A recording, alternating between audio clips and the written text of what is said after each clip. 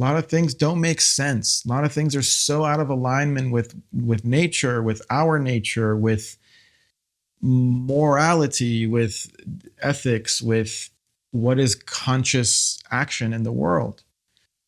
And this really like can become paralyzing. And, you know, like a lot of the world is trying to pull you in all of these really pull you away from yourself.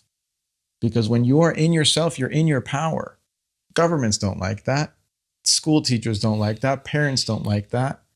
When if we are powerful individuals, you think, you know, but now I think the world is awakening to that reality, to that capacity in ourselves to really be individuals, but as how do you be an individual, an empowered individual that serves the collective, right? And so I think you're right. In the Western world, especially, you have very individualistic cultures, very competitive, a lot of narratives and dynamics in the society that emphasizes separation.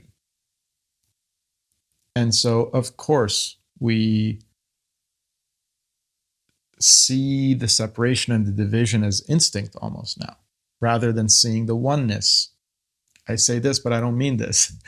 See the oneness, you know, see the beauty in that, see the interconnectedness of all life. And the more people can kind of really come into that understanding, I think it's actually such a beautiful way to live life, because for myself, I like to walk around, even in my own apartment by myself, as if everything around me is conscious. Yeah. Conscious of my presence, and I'm conscious of its presence. And the way I relate to that thing is fundamental. The quality of that experience is different. Whether it's your cup of coffee, you can make a cup of coffee a billion ways, right? But if you kind of imagine that that coffee is conscious of your presence, your intention, at least for me, it brings out this loving nature in myself and this attentive, caring, committed nature. And in that nature, I feel something alive, something very pure and blissful, you know? And so I think it's just a fun exercise to, you know, wander and assume or imagine that everything around you is kind of conscious of your presence. Like, yeah, I love how that. would you react to it? How would you act? What would you do? It's so interesting. And it's so like, you know, years ago for me, this would have been so boo-boo. Yeah. But like, you know, there's been so many like experiments from all kinds of different, you know, people that show that this is actually true. Like that if you know, put on classical music or like death metal, your plants will either, you know, grow or wither. And if you have like, I listened to a podcast with Zach Bush recently, and he explained like there's actually now been an experiment done that where with certain instrument they can measure pretty much in real time the chemical like the compounds, the chemicals in the sap of a plant, and that when they had the owner of the house of the plants that they were like measuring go away for like an hour and come back about 2 kilometers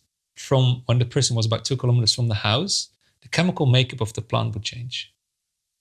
So the plants know you're coming home. Just as your dog would already, you know, waggle its tail and run to the door when you're still like a couple of minutes away. So what is that, right? That is so That's why I think, beautiful. Yeah. It's energy. Yeah.